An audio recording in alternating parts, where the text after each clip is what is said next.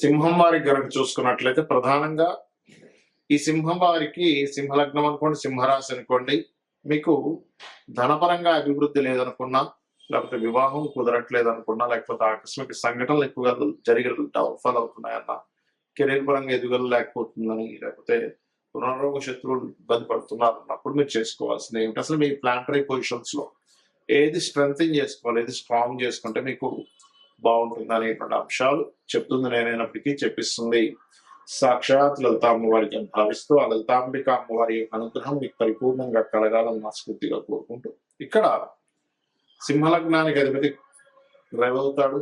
Dignified nature చాలా బాగుంటుంది. మీకు చిల్లర పనులు చేయడం ఇష్టం ఉండదు. ఏదైనా సరే డిగ్నిఫైడ్ గా ఉండాలి. ఎంత ఇబ్బందుల్లో ఉన్నా ఆ డిగ్నిఫైడ్ తగ్గదు. అది సింహలగ్నం యొక్క తత్వం.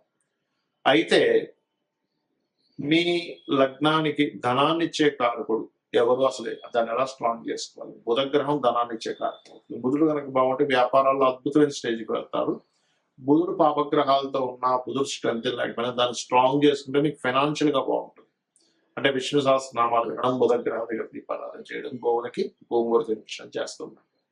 ఇక మీకు సప్తమాధిపతి శని. సమ్ టైమ్స్ ఈ సింహలగ్నం వారికి శని 7 and 6th లార్డ్ అయినందుకు జీవిత భాగస్వామి విదేశాలకు వెళ్ళొచ్చినప్పటి నుంచి లేదా దూరంగా కొంతకాలం వెళ్ళొచ్చిన తర్వాత నుంచి గ్రోత్ అనేది ఇంకా బాగుంటుంది చెప్పాలంటే. అదేవిధంగా మీకు వివాహం విషయంలో కుదరట్లేదంటే శని భగవాను స్ట్రెంథింగ్ చేసుకోవాలి. అంటే శనికి సంబంధించిన పరిహారాలు, శని భగవాన్ దగ్గర దీపారాధన, ఓం అనాకలిత సాదృశ్య చుక్క శ్రీ విరాజితాయ నమః కూడా శని భగవాన్ని స్ట్రాంగ్ చేస్తుంది.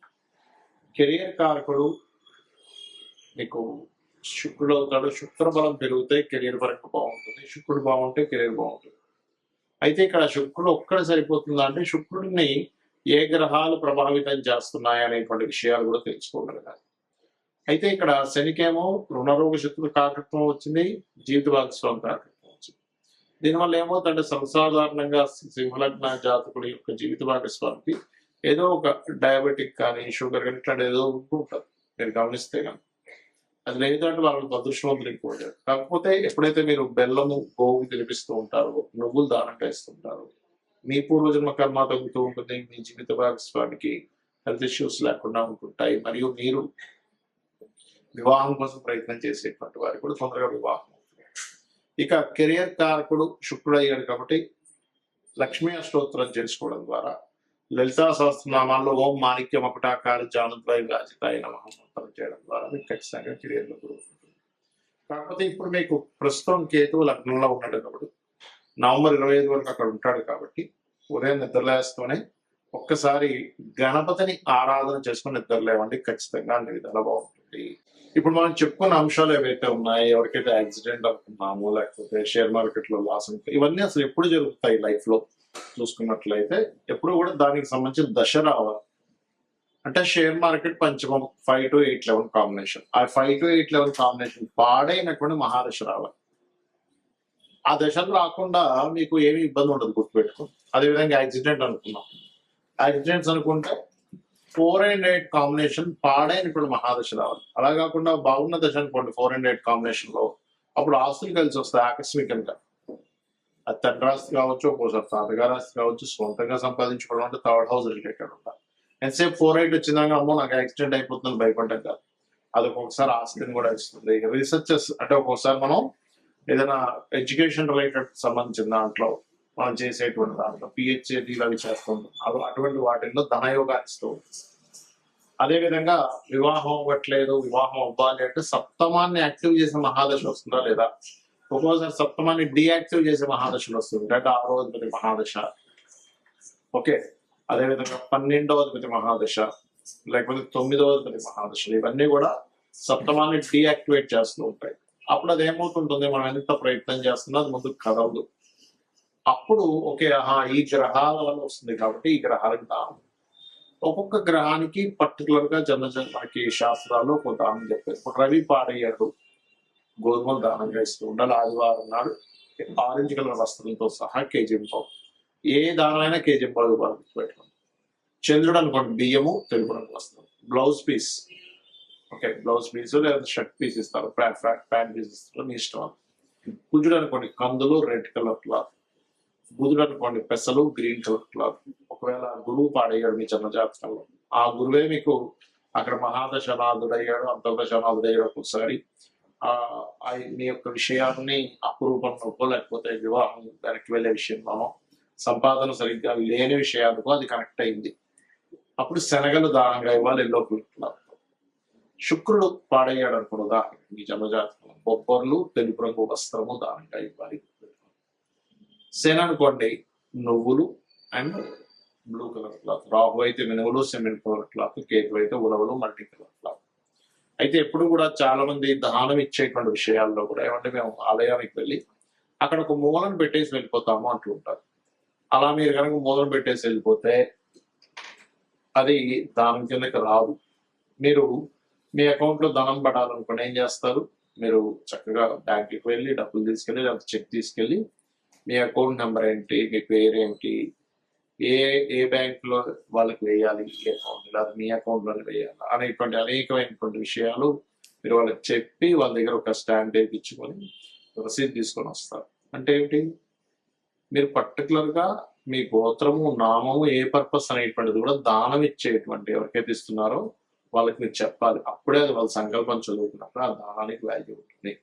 సరే గోవులు మనకి దానం ఇవ్వడానికి సరైన పర్సన్స్ దొరకట్లేదు, గోవుకు తినిపించవచ్చా? ఖచ్చితంగా తినిపించవచ్చు. అయితే నువ్వులు తినిపించకూడదు. అది ఏదైనా ప్రెగ్నెన్సీతో ఉందంటే అది మనకి మిస్క్యారేజ్ అవుతుంది, అది మళ్ళీ పాపం పుణ్యం కాస్తాం.